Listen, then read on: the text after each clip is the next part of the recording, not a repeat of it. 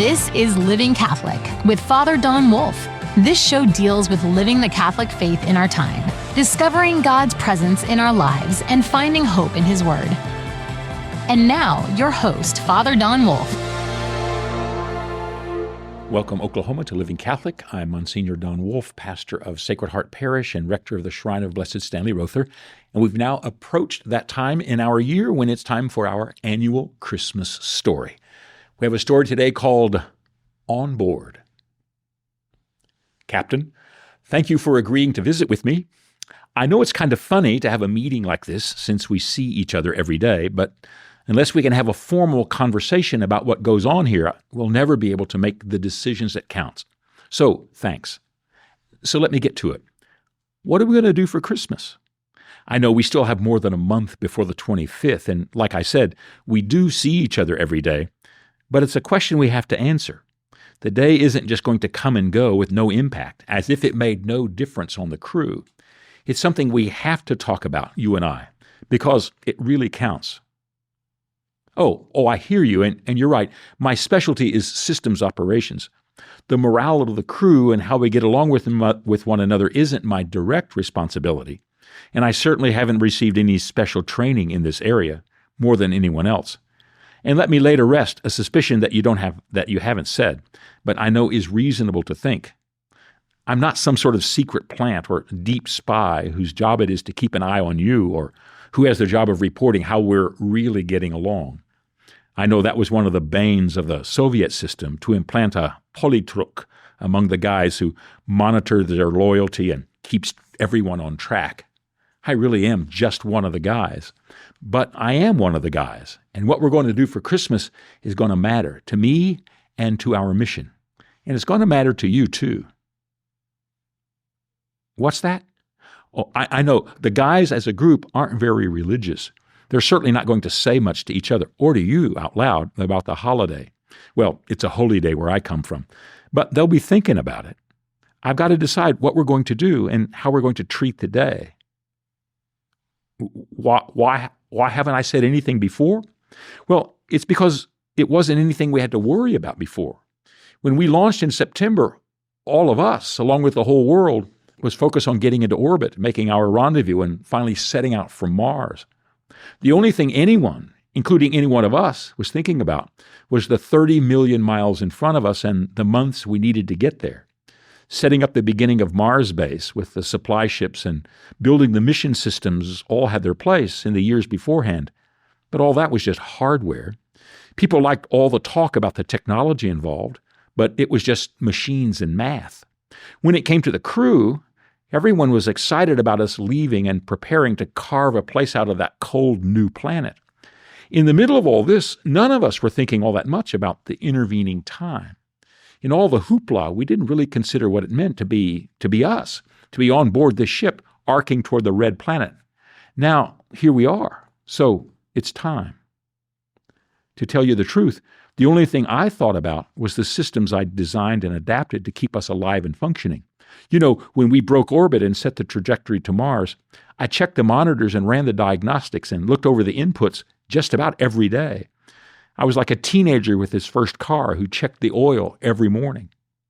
After we settled into our routines, I've been content to let the system run as I designed it.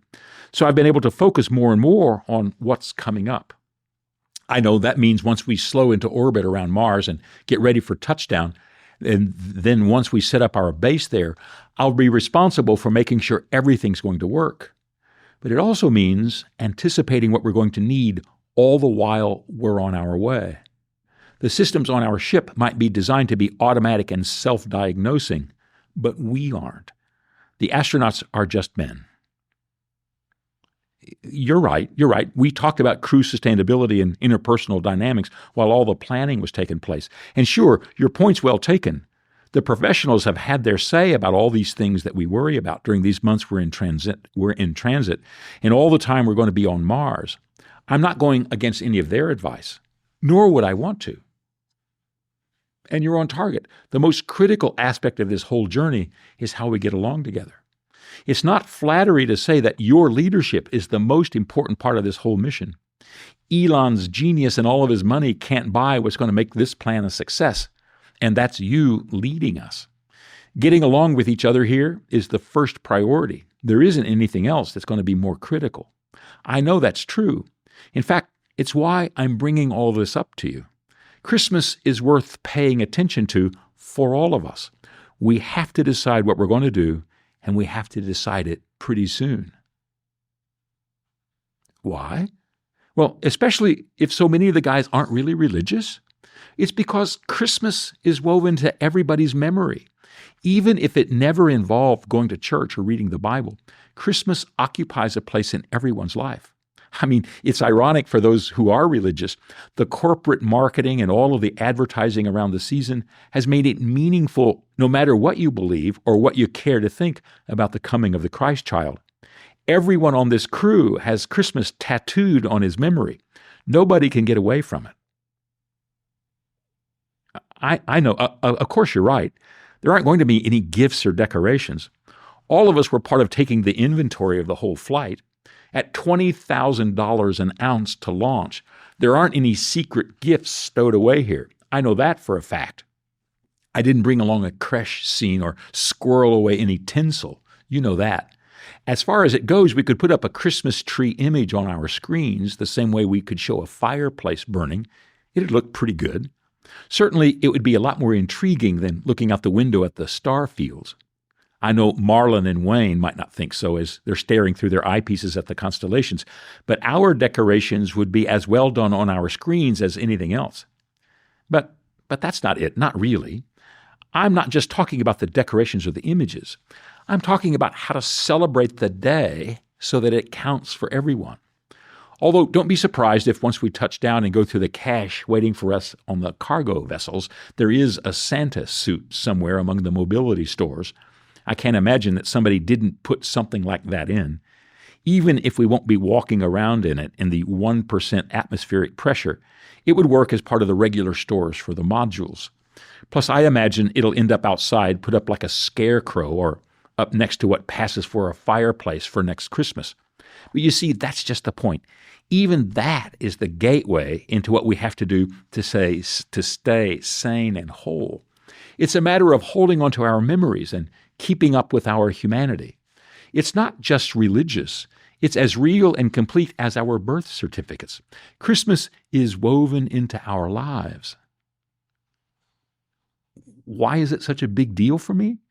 Because I feel a twinge in my soul whenever I get to that time of year, and nothing's been done about it yet. I've been on deployments and out at sea at Christmas time. This is something I've had to handle before. Like all the rest of us, I've certainly been away from home during the holiday season, and I miss when it happens. Christmas was family when I was growing up. Everything we had to do with the people who surrounded us and filled our days, that was Christmas. Going to church was part of it, but the things we did, they had everything to do with the family and almost nothing to do with anything else. When it's Christmas, it's the faces of those people who are long gone from me now that come up to my memory. The living room we had, the tree we put up, they've all changed hands or disappeared. Christmas isn't those things. It's more. It's the feelings I carry around. Just mention Christmas at the right time, and I'm flooded with those images and memories. In fact, I hesitate even to call them memories. They're more like Christmas facts. They're as real and true to me as the sunrise at home or the sound of rain on the roof. They're just as close to me as my eyelids. I only have to close them to have all those sensations with me. Sure, Jesus is part of it. The gift of revelation is part of what I believe. But I don't think of the story from the Bible and then remember tinsel and ornaments. It's the other way around. I suppose it's the most human thing. Surround what's important with blinking lights, and you'll remember it's important, even if all you think of at first are the lights. Do I believe in Jesus? Well, sure I do. I believe in the gift of Christ, and I think everyone should. But don't get me wrong. I'm not trying to convert anybody by forcing them to have some sort of prayer service here in the dining room. I believe in a Christian life, and it's a living part of what I do. But it also occupies my soul by way of my memories and my celebrations. And just the same way, every guy's life is filled by what he's done and what he feels good about. That's why we have to celebrate here, because Christmas is part of the life of every guy on this ship. What about your Christmases? What did you used to do when you were a kid? Oh, I can see that's a lot different than mine. But even when there wasn't church involved or lots of relatives, it was a day different than other days, wasn't it? And didn't the presents you got make a mark on your calendar? Can you remember what you dreamed about as the greatest present for you? See, that's what I'm getting at. The great present I longed for and dreamed about as a kid was a yellow Tonka dump truck. Every time I saw one, every time any other kid had one, there was a moment that rose up in me about how special life could be, how much a great gift could be. It was the Red Ryder BB gun in my life, with the exception that I never got one for Christmas. But it was the longing, the idea that gift getting was for that time of year. It was when what you longed for could be satisfied. Having a hunger for something else and knowing that the wanting heart can be made full, that's all connected to Christmas. Even though in your case there wasn't some super religious household to be a part of, in your young life the day carried with it its own set of expectations. It carved a time out of your life that made everything different about that day for you. That's what we have to pay attention to. It's what we have to respond to with Matt and Harry and John and all the rest of the crew. None of us didn't have a time when Christmas didn't matter. So it has to matter now. For us, it won't be giving gifts or getting them. It's going to be the chance to make the day a gift for each of us. If that doesn't happen, the rest of these months are going to go by too slowly. These next 15 million miles are going to crawl past at too slow a pace to be healthy. I want to see this mission succeed. And I don't mean I just want to survive this trip and be the first colonist on Mars. I mean, I want us to remember who we are and what makes our lives go. Forget Christmas and what the day means, and we'll all be leaving behind what matters. We could pretend it doesn't matter, and we'd all try to carry on as professionals, ignoring the calendar and the memories that well up in us, as if we were an extension of the robots that run the ship. But that's not going to get us anywhere. Below the firm expression of everybody on board, there's the truth that Christmas means something to all of us. We've got to celebrate it somehow. Unprecedented? I don't think you have to think of it that way. Or at least I don't think that's the big concern here. Sure, we aren't pilgrims arriving at Plymouth Rock, and we're not up here to set up the Vatican Annex. That's true. But we do carry a part of ourselves no matter where we're going. I don't think we're violating any part of our understanding of who we are as a crew by keeping some sort of solidarity with what we celebrate at home, even if it's just the basic common part of our calendar. I think history is a good example if we focus on it as a teacher. Think about it. We're not all that different than the crews of the sailing ships who went all over the world in the great decades of exploration, crossing the Pacific under canvas, heading into the unknown with a captain who had absolute control and absolute dependence upon his crew. They were all locked into the oaken walls they called home for years at a time. They got along together, at least in some measure. Smelling the salt air every day was a plus we didn't have, sure, but they also purposefully carried their little corner of home with them. They didn't abstain from being themselves. By marking life with the familiar and the certain, they remembered they had a life, and it was valuable to them. Home wasn't just back in the harbor they came from. It was the corner of the soul allotted to them wherever they were. That's what we have to do. Our crew has to have a chance to claim their souls. Extreme? I don't think so. We may be floating between planets 15 million miles farther away from home than any other human beings have ever been, but we're still voyagers who are setting up houses in a new place. I think it pays to bring home with us and to make our lives there full. Christmas is going to do that with us. What do you mean? What is Jesus to me? I'm happy to say, as long as you understand, I'm not talking about getting every guy on board to think about confessing Jesus or belonging to the church. I'm not a secret Catholic agent on board, although I'm going to suggest a couple of things that are going to make you wonder. But let me tell you, the longing of all humanity is to find a way out of its captivity to the destructive part of our nature. We Christians call this sin, and it's everywhere. But it's part of our life. There's no way to escape it. Build something and our destructiveness will be built into it. It's like setting stones on a cracked foundation. No matter how beautiful or how solid the stones, they'll crack, beginning with the first course and then up from there. Jesus came into the world to save us from this destruction, and he did it by rescuing us even as we destroyed him. That's what the cross is all about. By destroying him, the people of his time did what we all do, all the time. The great gift in him was that even afterward, when all of the pretense about how they were doing it for everyone's good was obvious, he came back to offer a new life beyond the powers to destroy. And the connection point of all of us is that he came to us as a person, as a human being born into the world just as we are. What he is, we are.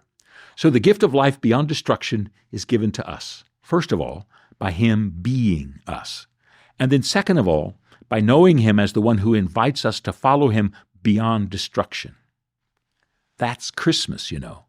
He's a baby, like all babies, and enters the world with all of the risk and threat the world has. His triumph begins as a child, because he was a child, just as you and I were.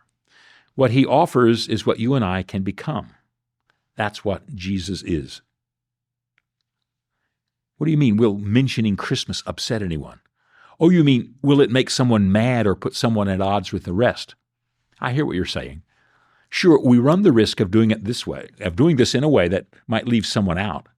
That's something to keep in mind. I get it. But think about what will happen if we leave everyone out. Isn't that what will happen if we act like this isn't a holiday for all? My suggestion? Sure, I have one. But let me start with an example you probably won't like. But listen to the whole thing. What came to mind when I was thinking about all this is a monastery. Whether we want to think about it or not, we're really a monastery here in space. We're committed to being together, all of us. Our lives follow the same routine so that we live and work together. And what we want is each other's support and understanding. By the time it's all said and done, we are a small monastery in the cosmos. We're a revolutionary experiment in what it takes to live as one in a place where living is the first priority. No, it's not just some sort of Catholic thing. There are non-Christian monks too. Listen, we're also all together on this trip. We're all poor together. Nobody has anything that's not shared with the other. We all make it or we all perish together. Our lives together is the perfect monastery, and that makes you the abbot. You're the one who's our spiritual father. So I was thinking, what do monks do for Christmas? They can't give gifts. They don't have a life separate from the monastery. They can't make their routines different without upsetting the whole place. So what do they do? And the answer came to me. They can offer each other a promise of hope for each other. Wait, I know that sounds a little too effeminate for us, but it's not really. What if, on Christmas Day, you gathered us together and had us share our stories about Christmas, whatever they are? When we had a chance to share them with you and with each other, you could remind everyone that the holiday is here too, as a special time in our trip. And then let everyone know that they have a gift to give and can give it to whomever they want. And the gift is that they can choose to be for someone else. It goes like this. Go through the list of the crew and choose someone. Simply choose to be for that person. Direct yourself to what you feel that person needs, and then carry that with you. No, you don't have to write a note or tell anyone or actually connect yourself to that person's life. Just hold yourself as a gift to that person. All of us live in need of what we don't have. We all live lives defined by our faults and mistakes. So give the gift of being for that someone else. It's not romance. You don't even have to tell the person anything about what you've promised. Just make the gift. That's all. How that's connected to Christmas? Well, we could call it whatever we want, but think about it. Jesus came into the world as a gift to the world. Almost no one knew, and yet he arrived as the Savior to rescue us from ourselves. And billions of people have lived not knowing about this gift. And yet, he was God's gift to the world for the world, and has become the pathway out of the destruction our lives are built on. He was a gift for everyone, and he changed the world for everyone. We can too. We can give the gift of being for someone else. And that's exactly Christmas for all of us. I know it'll take a while to think about. You're the boss. But the 25th is a month away, and the time will pass quickly. Just remember, there's nothing you can do about it. If I decide I'm going to give you the gift of being for you, you can't do anything about that. After all, Christmas is a gift for everyone, no matter what you think about it. Back in just a moment.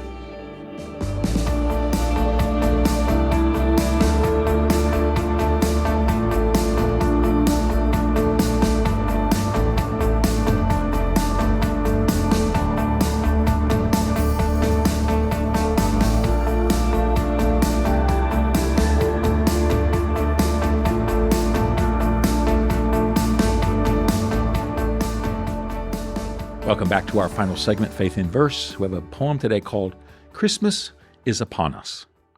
Christmas is upon us now in this new year, as the calendar pages disappear and the weeks are scratched off. Once more the decorations are placed and all is made ready for the graced songs of the cherubim and the heady reading of the gospel. Another year of grace gone, another year of sins forgiven, so that the Savior who lived amid angel flutters and soft lowing might light up our skies announcing his new coming, and shake us, summoning from our beds, and tilt our trees toward the news. God has impatiently entered our few days, and now waits to save us. That's Christmas is Upon Us.